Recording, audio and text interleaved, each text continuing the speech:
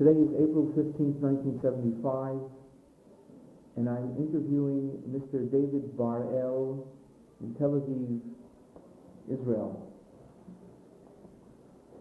I think the first question that I'd like to ask you is, how did you get into the American Army? As a resident of Israel. I was an American citizen living in Palestine, which was under the British mandate. And all American citizens were registered for the draft somewhere in 1943. And I was called up in 1945. Actually drafted in January 1946 and sent to Egypt, where I met we met again, Eliezer Dembit and Belami Fish and another group of Palestinian Jews and Arabs who were there. And we had some basic training and sent to Europe and found ourselves in Germany. Now, when did you arrive in Germany? At the end of March or beginning of April 1946.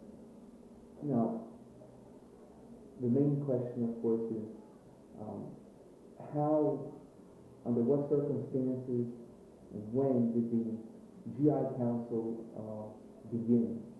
Let me go back a little bit. Okay, fine. I was sent to Bad Nauheim, which is about 15 kilometers from Frankfurt. And my friend Eliezer Dembit stayed in Belgium. I was assigned to the Inspector General's office. A couple of days later, I was walking in the street and I met somebody who tried to sell me a camera. And he offered it in Jewish. That was the first Jew of the refugees that I met.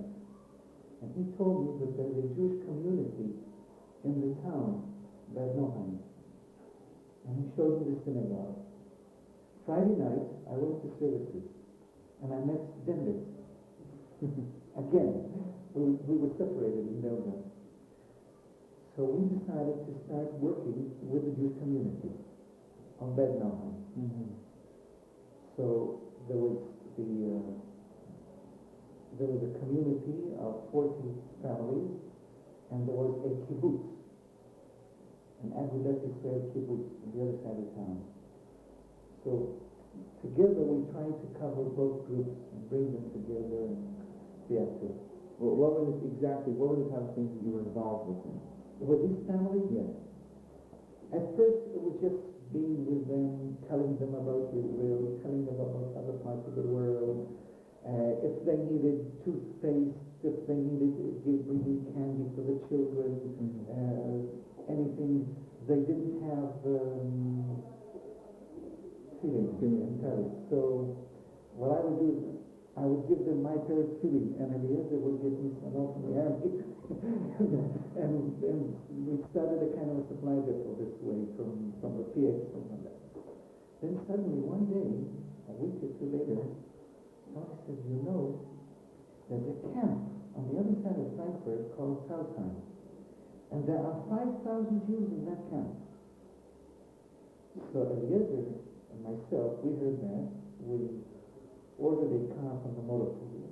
We took with us, I think, Nelson Marcus, a few other Jewish soldiers, and we went to visit the camp.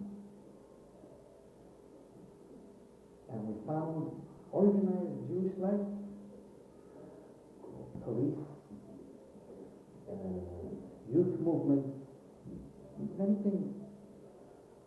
So we decided on all kinds of things to work with the organized youth movement mainly and help them. We were 6 soldiers, not all Jews.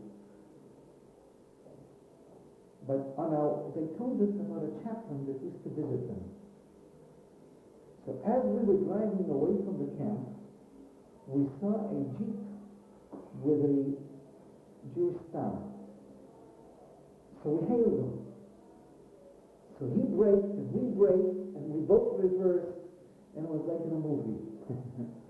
And we got out, and I saw Joe Miller, I didn't know who he was, but with the chaplain badge. Excuse me, do you remember what date this took place? Maybe Eliezer. It was somewhere April, May of 1946. 1946. That time, I don't know exactly. But it was spring 46, you could say. Okay. And I came up to him, and excuse me, I'll tell you, the first meeting of the council was held on June 26, 1946. So would that help you? So it was a couple weeks before that? Probably a month or more. Okay. Probably a month. Okay. Because it took a little time. Okay, fine. Now you met, and I said, and I came up to him. We jumped off the car, and I wanted to say, and I started to stutter. So he says, "Don't be afraid, son." He was 24 years old. I was 31. That's why I remember. And I said, "Let's do something together for the DPs." Something like that. So he said, "Follow me." So we turned around, went back to the camp with him. Joy and I don't remember what we did. And we decided that we're going to found an organization to work with the DPs. So we used the welfare board building as our headquarters, as our club. At first it was informal. And we started doing all kinds of things. Writing to families all over the world to get things for the displaced persons, making contact with people, buying things in the PX, stealing from the army, requisitioning automobiles to take all the kids on trips. We used to take up to 200, 300 kids on a picnic, go into the PX and buy big cans of ice cream, for everybody. And when later we'll come to some of the more difficult things. But I don't remember what it was. One day Dave Lippert said that all these things we're doing in a kind of an informal way may be illegal unless we get some kind of a formalization. So then we decided to make a formal Jewish GI Council and have it registered and let the judge advocates know and all the people, the military government, whoever it was. Was Dave Lippert a lawyer at that time? Or? Yes, he was a lawyer with the judge advocate section of the Army. And so that gave us a kind of a little scare, but also put us in. And we. So you think that was the reason why you incorporated? Why we incorporated? I don't remember whether we really. Well, what we had meetings, and we appointed a president and a chairman, and with all this. I don't think this was important for the incorporation. You had it before? I think so. Mm-hmm. One of our problems was that Eliezer and myself and Rabbi Miller, we resigned. So that we gave the whole thing a kind of not only a welfare thing, but a kind of Zionist flavor to help the illegal immigrants and so on. Not all the people were Zionists, and we even had some conflicts on this score. One of the conflicts was that we used to finish every evening, we used to sing the Hatikvah. And one day, somebody was appointed chairman who was more of an assimilator and who didn't believe in Zionism, and he wanted us to sing the Star Spangled Banner. He didn't want to sing the Hatikvah. And I blew up. But so Eliezer did it. He said, "Okay, so we'll sing the Star Spangled Banner." The Hatikvah. that was just the reality. Okay. But these were some of the problems that I had in the... But it didn't, this conflict of Zionism did not spill over into anything else aside from that, or did it? Well, he once said that he was going to go to the army and tell them about all the illegal things that we're going to do, that we're doing. Mm. And he kind of threatened me by stress that this is the Zionist, this is an organization for Israel, for Palestine. Well, what was the bent of the GI Council? Was it Zionist? The official goals were welfare. Let's help the poor people. But among the leadership, then they marked himself very low wasn't, but I think he became Zionist. He became Zionist. He came to Yehuda. Well, he came to Israel. He volunteered in 1948 to come here to the war. But it surprised me. Hey, so don't try that. No. Some people, a lot of these people did become Zionists, and I think that was one of my hidden agendas, to influence the American Jewish soldiers to realize something about the problem of the Jewish nation and where they belong, and my solution at that time being the Jewish state. Did the rabbi talk about that in any way? In other words, we're talking about an official goal in terms of the DP, but we also have another aspect here where you were working on the Jewish GIs themselves. Yes. Now, this is something new for me, so I'd like to explore this. Now, Joe was Zionist. Now, what happened to him was that very early, after we founded the GI Council, he got involved in the illegal immigration work. This can probably be told now. Yeah. So, and he got involved while we were still in Frankfurt, and then he got a transfer to Austria, which was the center of much more illegal activity, movement. And he became involved over there. He was assigned as a chaplain to the DPs, and became even more involved in the illegal immigration until he went back. So you know that. Right. And one day, I think about 3 or 4 months after we were working together, just from Bad Nauheim in Frankfurt, he said, "Dave, why don't you come and work for me as an assistant chaplain?" And he said, "You're going to have 2 hours of work a week and 4 hours of work a month. All the rest will be for the DPs." So I asked for transfer, and I went to work for him. In Austria? In Germany. In Frankfurt. And very soon after that, he left. Okay. And Dave, who was his assistant, became a civilian, and I remained as a sergeant. And we both carried on in Frankfurt his work with the soldiers and the GI Council. Fine. So, let's get back to the GI Council again. So that by then, you see, what happened was, we had this group of about 40 to 50 people, I think. Not all were American. Some were from different countries. Britain, Denmark. Some were people who had come from Germany to Britain and came back with the army. And we even, and some of the people were from the working with the Joint and other welfare organizations. You had members of the Joint with you as well? Yeah, members that were stationed in the neighborhood, and we worked together. Do you remember any of those people in the Joint?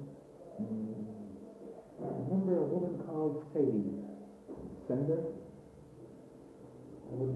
She was working in the Zeltheim. Sadie Sender. She's an elderly woman. She should be now in the 70s. That I don't know. But I know that there was a small, round. I haven't met her. I don't know what she looks like even, but I know that she was a JBC worker I think during that period of time in Grobman. I remember her very energetic of saying, everything you want to say, put it in writing. She was managing the joint in Frankfurt. She was very good. And there were so many other people. And there were the Jewish agency people in Frankfurt and in downtown that we worked with them. If you want names, The Berger? What? Berger, Zerberger, yes, he's now a very important person. Menahel Klali, he's in the Ministry of Commerce and Industry. Joe keeps in contact because Joe's interested in films and he's in charge of all the usually government assistance to making films. Yes. But there was Joseph, let's see, I forgot his name. Yosef from Givat Chaim was the man in charge there. And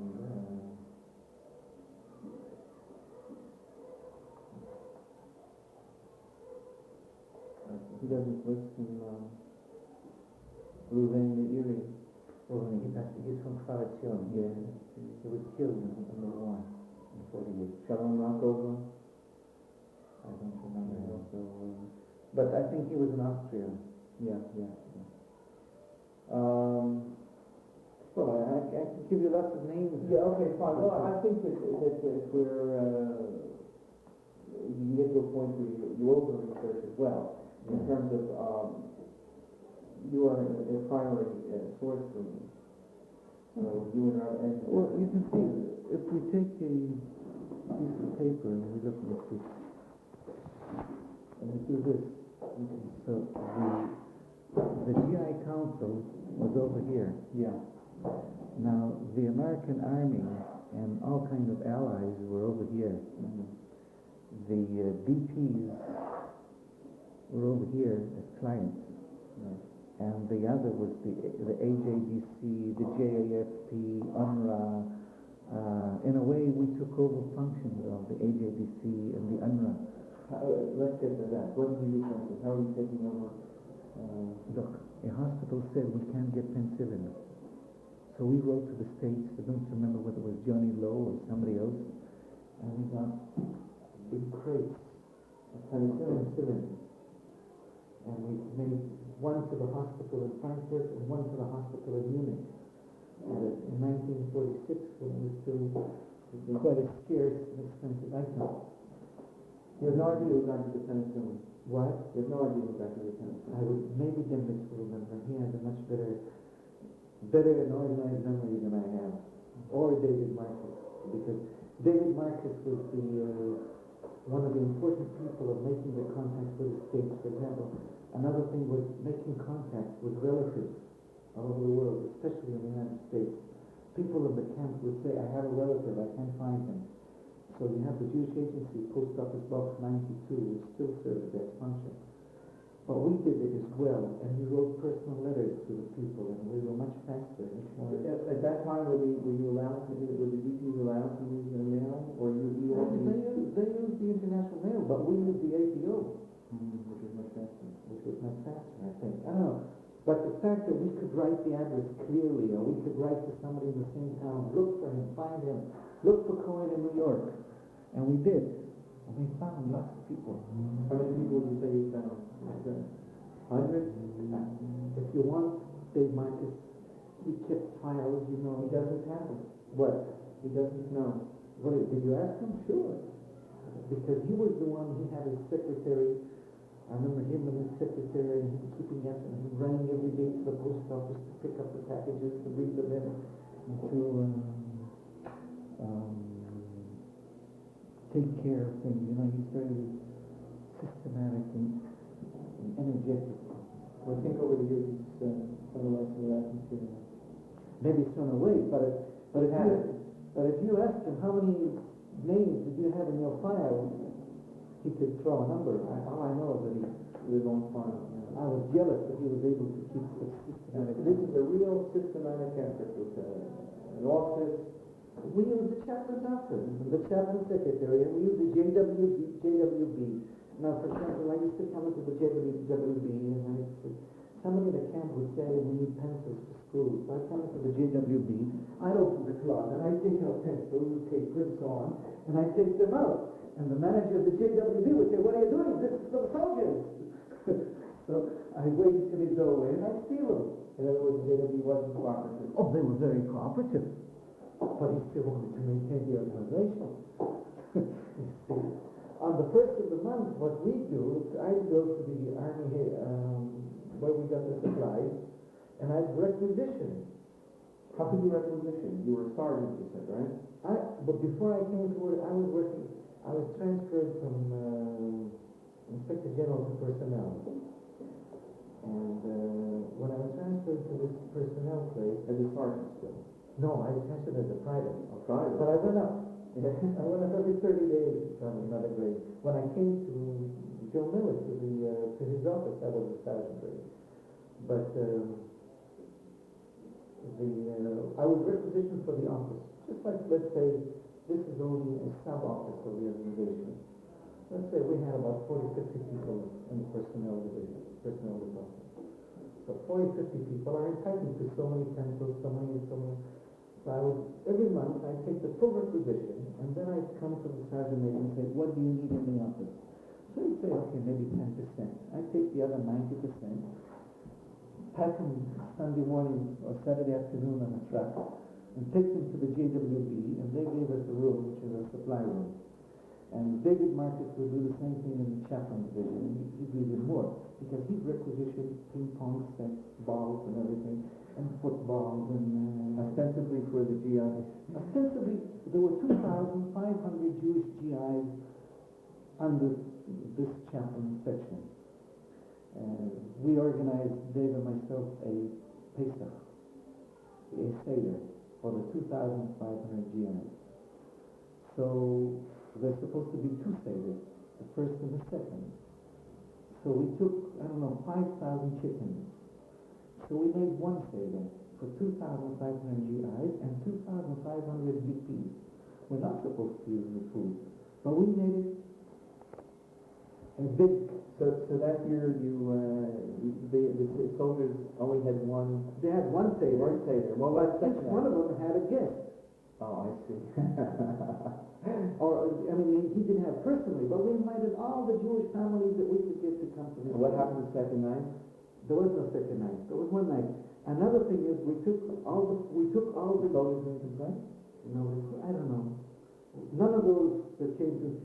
Not only that, we charged not membership fees, but we decided that each person has to donate 10% of his salary. And for the GI Council? The expectation was, it wasn't a formal fee, but it was said that every person is going to spend 10% of his salary at least for the VPs. Now who is it? The GI Council. GI Council. So you're talking about 50 people maybe. But we never took cash. Go to the PX, buy chocolates. I used to go to the PX. Somebody told me about the orphans that were coming in from Poland.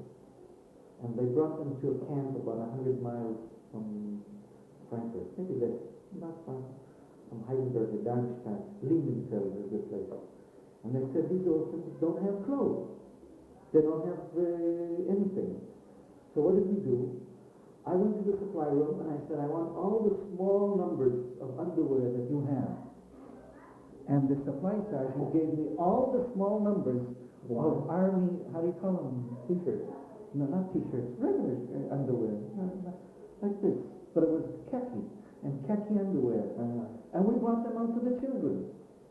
And we went to the PX and I said, look, I want to buy wholesale, not wholesale. I want to buy 150 toothbrushes and 150. They thought I was a BT, a black marketeer. But I didn't do it alone. I went in Bad Nauheim with Dembitz. Another fellow went with in Frankfurt, I don't know, the other fellow went in Wiesbaden. And we used to go to each one of our units, both to the supply depot and pick up whatever we could. somebody said there's no blankets. So somebody was in the supply court, brought 2,000 blankets for the new people that were coming in at that time from Poland. The army must have known what was happening. This they didn't know. This was small fry. Now there was one fellow called Chaplain Klausner. Abraham Klausner. He is a hero. He went in with 30 trucks into supply depot and took out, that was 1945, 30 trucks full of food. He was one of the people that went into Dachau, Yeah, I've spoken to him. How do you know about the 30 trucks? Everybody knows about the 30 trucks. He did it not once. In 1947 or 48, he came back as again, and he was in Kassel. They didn't want him in Munich. They were afraid of him. Everybody was afraid of him because he was. He became a legend even at that time. Oh yes, a lot of people in New York can talk about him. I wonder where is he now? He's in Yonkers, New York. Just serving his community. Yes. He's a great man. I was not related to the revisionists. He was. He had some dealings with them once, he told me. And that spoiled everything. And the politics was everywhere. Anyhow, in 1948, I needed another 3,000 blankets. I was already working for the underground, for what we call the Briefing. I left the army and became a civilian working officially for the Jewish Agency. And when I needed 3,000 blankets, so I called Chaplain Klausner, and I said I need 3,000 kotzen in Jewish. Mm-hmm. And he understood 3,000 kots, little babies. So he said, where are you going to send the truck? So he sent the truck from Kassel, and I sent the truck from Munich, and they met somewhere, I don't know where, I don't remember now, and they transferred the 3,000 beds from one truck to another. Were you still stealing in 1948? Yep. I saw the guy. Yeah, I understand. No, but he forgot about that. They didn't want to. No, he told me. But when I called him up, I said, you gave me beds, and I said, kotzen. I was afraid to say so. He said, why didn't you say blankets? Send the truck again. And he sent the 3,000 blankets. I mean, that was his approach. He did. He went in to fought. He was ready to do anything. Well, one time, David Marcus, for example, was riding in a truck, which was an illegal truck belonging to the Jewish Brigade people. You heard about the TTG, the people of the Jewish Brigade that stayed in Europe. So they took British trucks and they wrote TTG.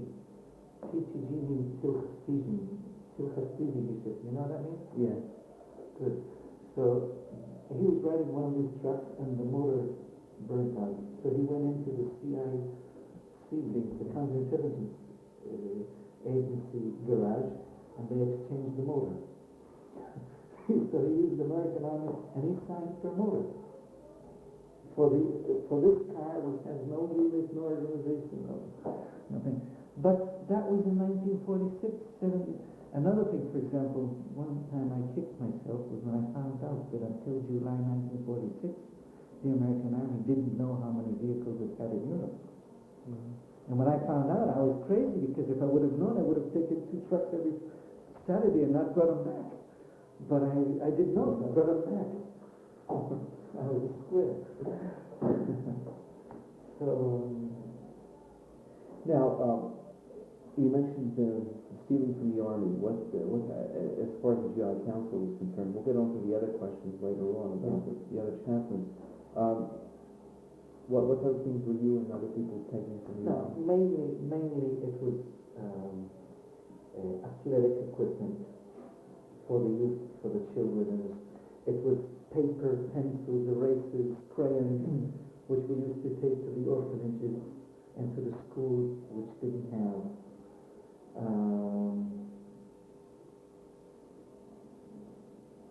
Then In a number of cases, it was blankets, sheets. I don't even know who did it. It was the people. We had this little supply room, and each member of the GI Council would bring whatever he could. So he'd write to his family in the States, and they would send him.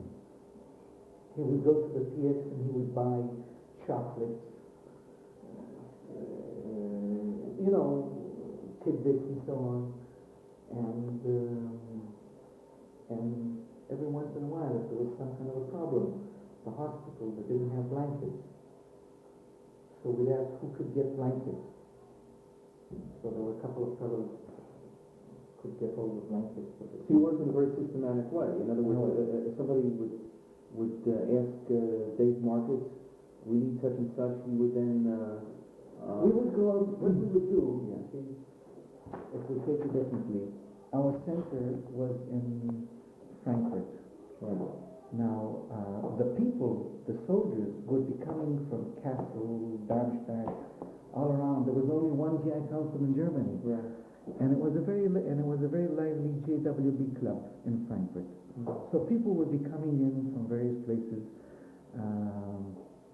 A lot of there were a few chaplains that came in. Do you remember any of the other chaplains?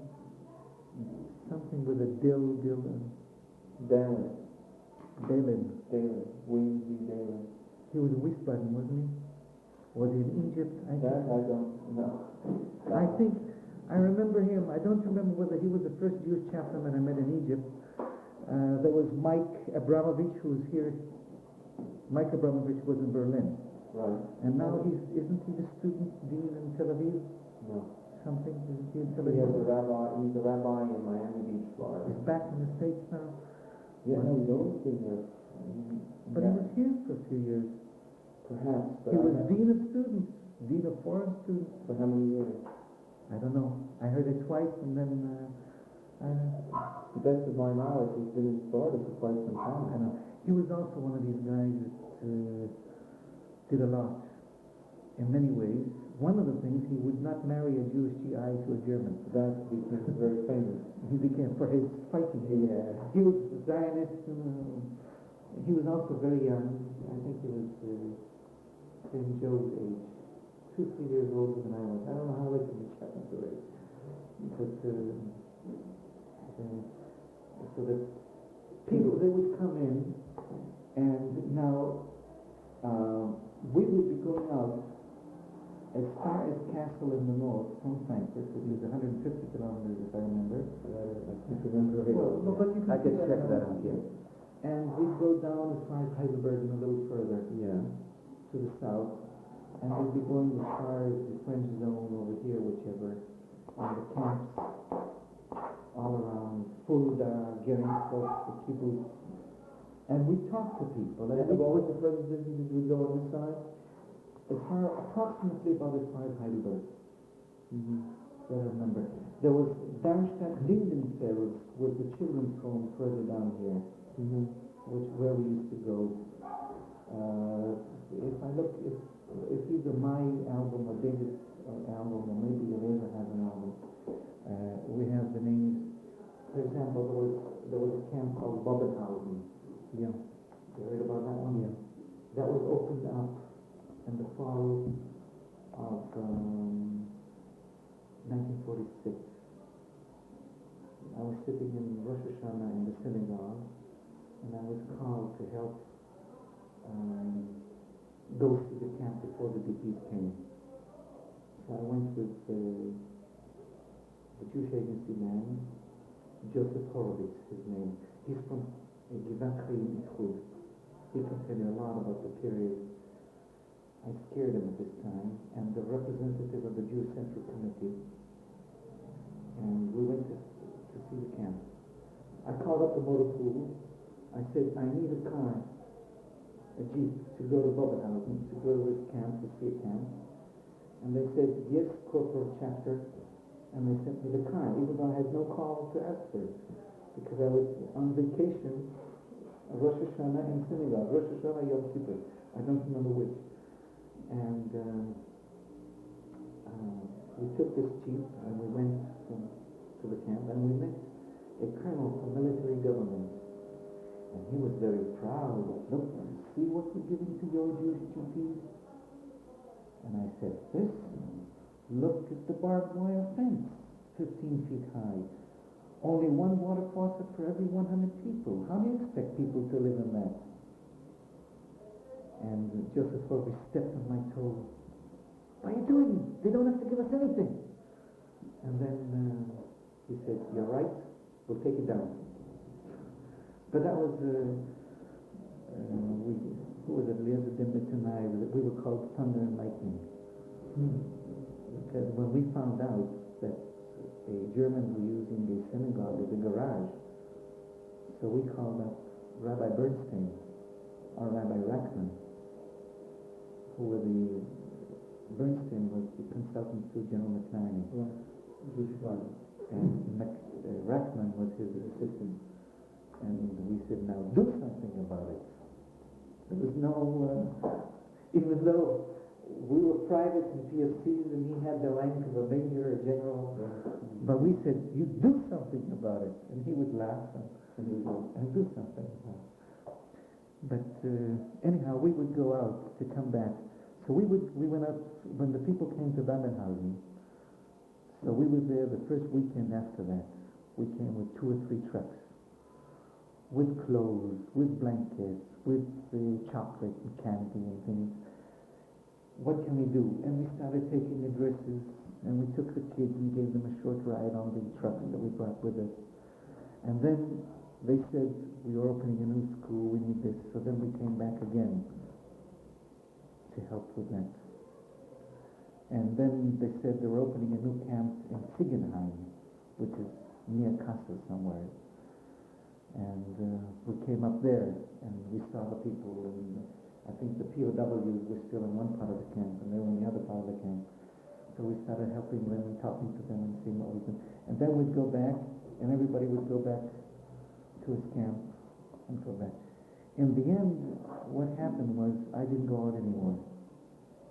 Because we'd have one group going out this way, one group going out this way, one group going out this way, one group going out this way. And I would sit in the office and just sit near the telephone and see that everything went through. Oh, this is something that I didn't know about. My impression from the 2 gentlemen I saw in Philadelphia, Milton Marcus and Nolan Greenbaum, was that you all got together on a Sunday and into several trucks and only went to one place. At first. At first, okay, fine. At first there was only one command car and 6 or 8 people. And then there was a command car and a truck. Right. And then there was 2 or 3 trucks to take the children on a picnic. Right. To various different places. Maybe I think some of it is written up in here, isn't it? Some of it, yes. But I remember some of it. This was the synagogue. That's the Karl Friedrichstrasse synagogue, I think, where the famous dancing rabbi Karlebach. His father used to serve there, and we lived in the same apartment when I was working in the Jewish agency. And now he became the sitting rabbi. I think Joseph, I didn't know that he was the same guy. We used to share a room for a while together. And when he was planning to go to the States, made me very sad. So it developed after this that, by when would you say, that you had trucks going every which way? Well, not in every which way, because at first we were small groups. So we organized one thing, then we started organizing 2 things in one day, and then 3 things in one day. How long did it take and how many people were involved in? I don't know, because I left in March or April 40. No, I left in June 47. I left the army at the end of March to work for the Jewish agency. And I left Frankfurt in July, and the organization was still going. So I would say so. Yuda Lev also left the army and became the director of the JWB in order to do this. He became enthusiastic about this thing, and he became the organizer of the activities for the GI. So you don't know when this stopped, this GI council? I would assume that was in the winter of 47. or something like that, I would assume. But I think really the person that would know would be either Denvik or Denvik Slippers or let's see, Dave Marcus stayed on also in the civilian. I don't remember when he left. So I don't know. Is it just a question of when did it end and how did it end? Was something that I don't know. I would assume it was when Dave Marcus and Johnny Lowe left. I would assume, but I wouldn't know. Okay, fine. So you progressed to the point where you had trucks going out in several directions. And we had telephone calls asking us for things. I mean, it became also another thing. One day we came into Southside and we were talking to the DPs and they said, you know, we have an Israeli here, a Palestinian, working for UNRWA. I said, where is she? So they said, on the other side of the road. So we jumped into the car and we went to see her. To see a Jewish, Israeli girl, you know, see a Palestinian girl. Especially for a Palestinian boy. Palestinian boy, and it's funny. So we came over there and we met her and we were very happy to say it. She said, you know, there are two black shlichim, Anaran shlichim, in the kibbutz. Would you like to meet them? So we said, oh by golly, sure we would. But would they want to meet us? They're underground. We're army. She said, no, don't worry. Go to the kibbutz. And we met them. And it happened that one of them was with me in a training course in the Haganah. Twice, in 1942, 1943. He was General Nasa when I was Takalut, I don't know, something. So through that, we became their supply officers for the underground, for the Bricha. And then they took Joe with him on his trip to Belgium and so on, and how he got involved.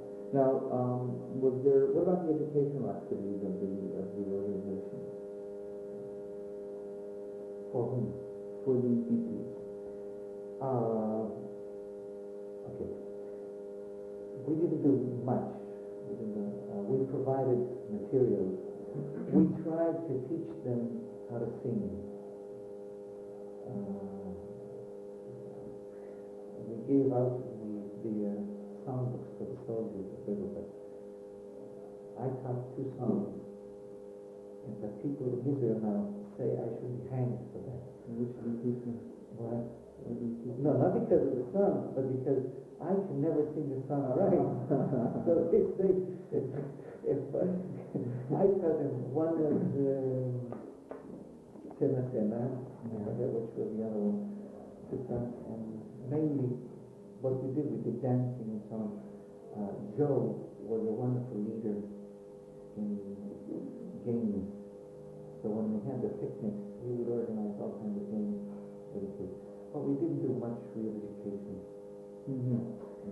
How would you characterize Rabbi Miller's role? What was his position?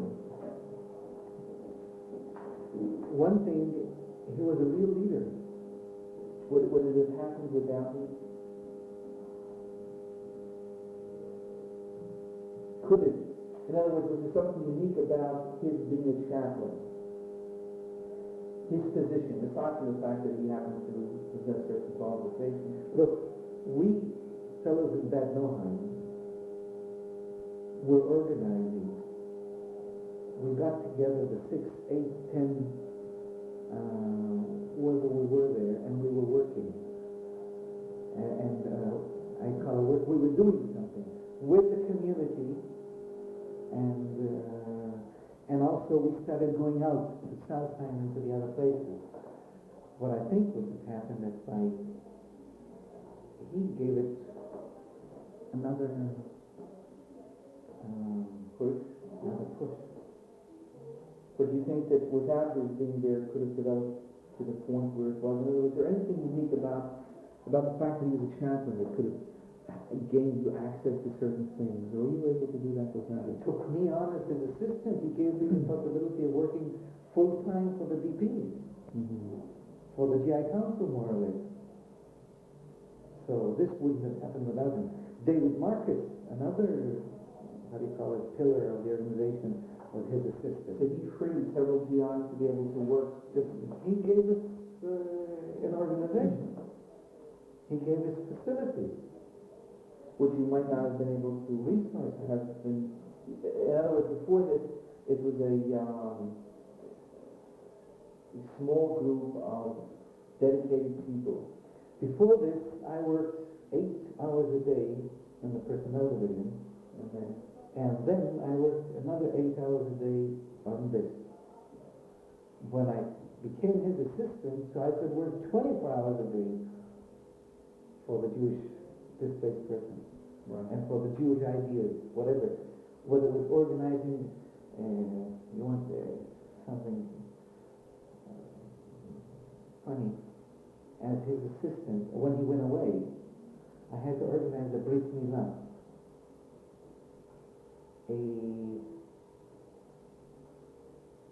An American chemical warfare officer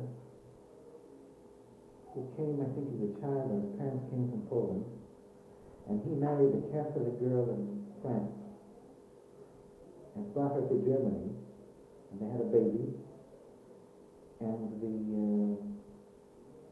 the moiter was a shochet from Lithuania.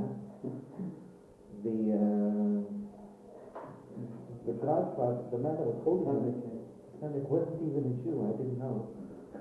He was the highest ranking officer. He was an air corps colonel, and I thought he was Jewish because he was with us all the time.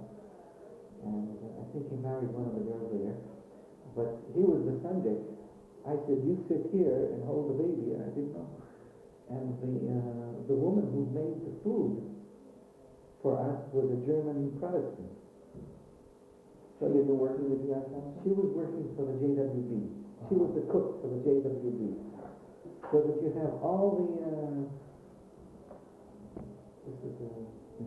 Now, what about the 2,500 soldiers? We're talking about maybe 50 soldiers or 40 soldiers, actually even less, because you say they were members from other... the activities usually